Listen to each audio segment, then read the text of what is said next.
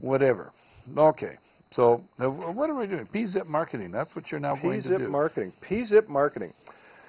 Back in 2003, I actually really began the process of unwinding my technical business. And then, of course, in 2005, the Hancock wildlife phenomenon hit. Well, another thing came, because we were talking about doing a marketing thing with postal codes and zip codes, which is I know what you're doing.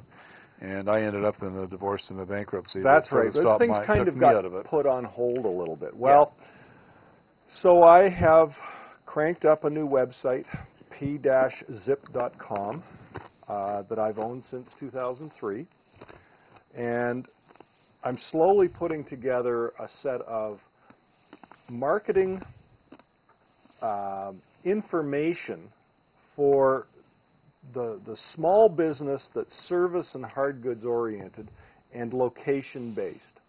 So it's the business that's anything from the kind of thing that you do where you have a service, people have to send you something, they can deal with you from all over the world, but in fact you get a lot of your customers from the local area as well. People who have a hard goods business, and it doesn't matter whether it's a local candy store or whether it's a plumbing store or something like that.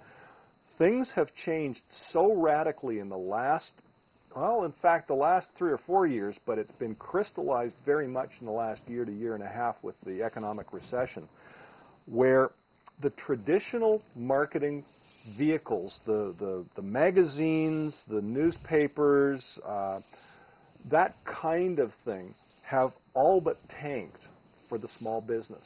The small business just isn't getting the kind of traction that they used to get out of advertising in their local papers and that sort of thing, because that whole business is really starting, it's been declining for quite some time because the internet's been taking over. Well, it has. Let me use those flags as an example for a second. Give me the flag back. No, give me the other one. Oh, there you go.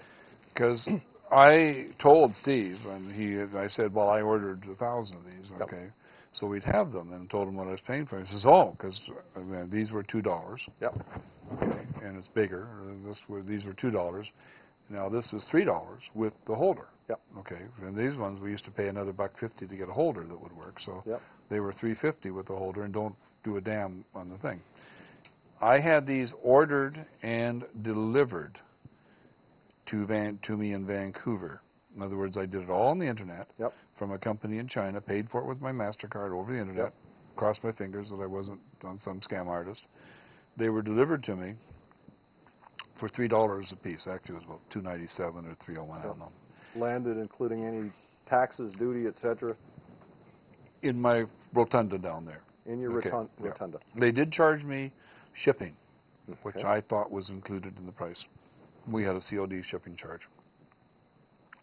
And I haven't really priced that part out, and that's why I don't know whether it's $190, was it? So 109 or 190. For 1,000 of them, 109. So another 10 cents a piece. Yeah, something like that. So maybe they were $3.04. Right. Doesn't matter. Steve had. How long did it take you to get them? Oh, it was like 12 days. 12 days. 12 days. Oh yeah. And did they have the pattern already, or did you have to send them? No, I took the pattern. I took a picture of that flag, of this flag, yep. on my cell phone and emailed it from my cell phone. 12 days. 12 days, yeah. Okay, it was amazing. Yep. Now, here's what the funny part about it is. The flag shop, Doreen Braverman's company, who I bought hundreds of dollars worth of stuff from over the years, Steve went to the flag shop saying what he wanted and what he wanted it for, and I had 1,000 of them delivered for $3 a piece before they came back with a quote. Want to make a guess how much a piece? 16. Something around. Mitchell just said 16. Between $10 and $20. $20 a piece for 300. $20 a piece for 300. Yeah, so 6,000 for 300, and I paid 3,000 for, and they were delivered before I got the quote. Yeah. And I can't imagine, these are really good quality. I can't imagine that what the flag shop was going to produce was going to be any better quality. Yeah. And oh yes, the flag shops didn't include a car holder either, which was more. It was just the flag on a stick. The flag on the stick. Yeah. So I'm not knocking the flag shop because they're there and they got the stuff when you need it today and it's in stock. But I'll tell you, you can sure do better on the internet The big thing with the internet today is everybody is using it for social networking and that sort of thing. Okay, the internet has taken over from the publishing side of things in a lot of ways. It's not 100%, and believe me, the publishers are fighting back, and the local papers are actually doing not too badly. Even the flyer distributors, when you get your well, Canadian newspapers are doing well. Canadian newspapers are not doing badly at all. It's amazing. Down in the States, well, that's a completely different story. And Rupert Murdoch hasn't yet figured out what the internet's all about, because he wants to charge people micropayments for reading his newspapers, and that I don't know that that's. Well, there's a whole bunch. When I do research, there's a whole bunch of papers now I can't get in to read anything unless I subscribe. Yep. So well, we're all trying to make. That's a different thing. Okay, subscribing and getting information about your viewer so that you can carry on a conversation. No, but they want to charge me too. They want to charge you too. Okay. Oh yeah, no, I'm not. I'm talking about 4 years ago they were all free, and today the New York Times piloted the We Want Your Money. Okay, and they didn't really get very far until they dropped the money part. We just want you to register. Yeah. And they've done not too badly, but just the fact is I think that the Times is now a pay one.